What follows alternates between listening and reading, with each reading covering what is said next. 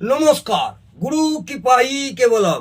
আজ আমি আপনাদের 27টা নক্ষত্রের 14 নম্বর নক্ষত্র পর্যন্ত আলোচনা করেছি। আজকে 15 নম্বর নক্ষত্র রাহু গ্রহের নক্ষত্র সাথী নক্ষত্র নিয়ে দু চারটি কথা বলছি। আপনাদের কিছু হলেও একটু আইডিয়া হবে। সাথী নক্ষত্রে জাতক জাতিকা জন্মগ্রহণ করলে তাদের কি প্রভাব পড়ে বা কি ফল হয়, সেই নিয়ে দু চারটি কথা বলছি। যেসব জাতক জাতিকারা সাথী নক্ষত্রে জন্মগ্রহণ করলে তারা আকর্ষণীয়, তাদের চোখ আকর্ষণীয় হয়, কথাবার্তায় মিষ্টতা থাকে এবং সত্যতা প্রিয় হয়, সর্বজ্ঞানে জ্ঞানী হয়। গহনা অলঙ্কার রত্নাদি আর্থিক সচ্ছলতা থাকে এইসব জাতক জাতিকাদের। মানসিক সুখ স্বাচ্ছন্দ্য থাকে এইসব জাতক জাতিকাদের। দেখতে সুন্দর হয় এইসব জাতক জাতিকাদের। দেখতে সুন্দর হয়, খুব সুন্দর চুল হয়,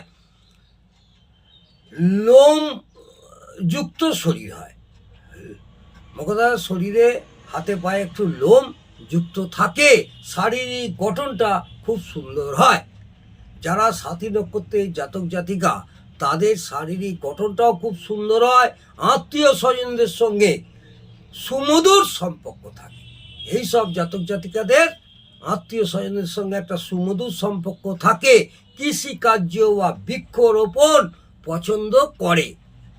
এরা একটু গৃহমুখী জীবনযাত্রা পছন্দ করে। এই সব জাতক জাতিকদের চারিত্রিক হলো এরা একটু গৃহমুখী জীবনযাত্রা পছন্দ করে।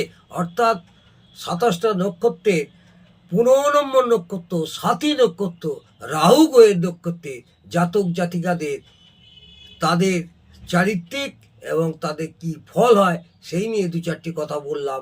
ভালো লাগলে অবশ্যই আমাকে কমেন্ট করে জানাবেন এবং একটি লাইক করে উৎসাহিত করবেন।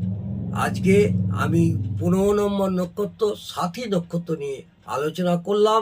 এই রাহু গ্রহের নক্ষত্র আগামী দিনে বৃহস্পতির নক্ষত্র 16 নম্বর নক্ষত্র বিশাখা নক্ষত্র নিয়ে আলোচনা করব। নমস্কার, জয় মা তারা। ভালো থাকুন, সুস্থ থাকুন, আনন্দে থাকুন। জয় জয় তারা।